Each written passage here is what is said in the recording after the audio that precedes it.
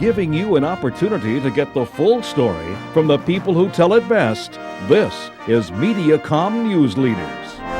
Hello, I'm Elizabeth Kling with Mediacom Newsleaders. Joining us today is Representative Kraig Paulsen, the Minority Leader in the Iowa House. Representative Paulsen, thank you for being here today. Well, thanks for having me.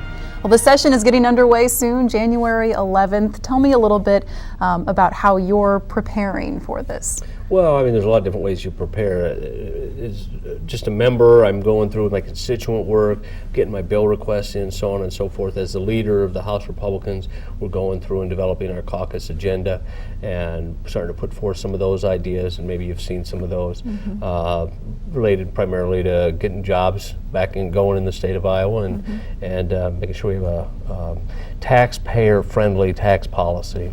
Let's talk a little bit about taxes first off, since you brought it up. Democrats have said raising taxes not an option. What do you say about that? Absolutely. Now is absolutely the wrong time to be raising taxes. And it's one of the reasons that a little bit frustrated with the across-the-board cut, because the effect of that's going to be about a $250 million property tax increase on Iowans. And so that's one of the things that House Republicans are going to be ready to go to work and hopefully get rid of that.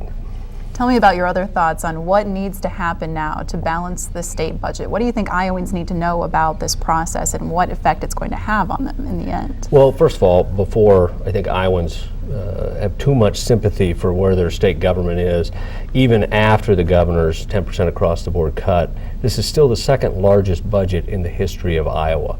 So we're still spending at 2008 levels. That having been said, we do need to reduce spending. We're spending too much, and from my perspective, we have a spending problem in the state of Iowa. So we'll go through, we'll look at the budgets, we'll go through them line by line, and we will identify opportunities to create a more efficient state government, a more transparent state government. Let's go back to jobs. You brought that up earlier. A lot of Iowans are out of work right now, needing jobs. What do you think needs to be done to create more jobs in Iowa right now? First of all, we need to just create an environment or an atmosphere that encourages employers to invest in our state, invest in our workforce. We need to stop talking about some of those what I would call bad for business bills, repealing Iowa's right to work law, raising the cost of providing workers' compensation insurance in the state.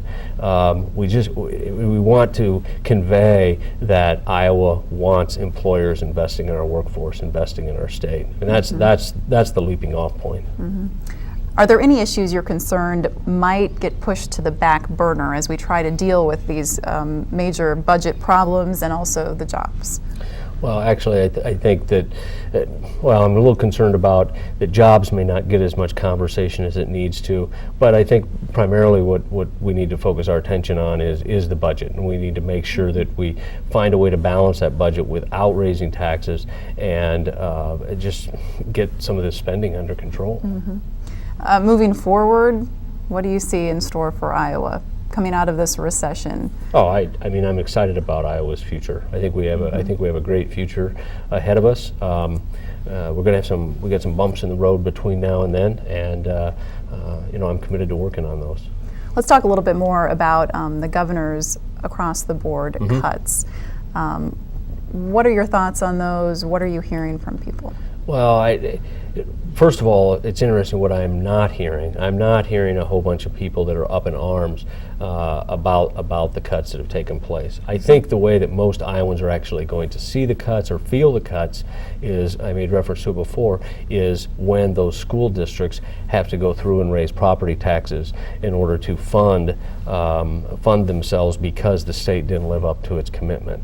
And in the first year, that's $250 million. Next year, it's looking like it might be about $500 million. Yeah. Anything else Iowans should look for in the upcoming session? Pay attention for? I just ask them to pay attention and come down and visit us and let us know what they're thinking. What's the best way to contact you? The best way to contact probably all legislators is either by calling directly in or to contact us through email. And probably the most one that has the biggest impact, of course, is when they stop in and talk to us face to face. Yep. Personal contact, definitely. Representative Paulsen, thank you for being here today. This hour's news leader has been Representative Kraig Paulsen, the Minority Leader in the Iowa House.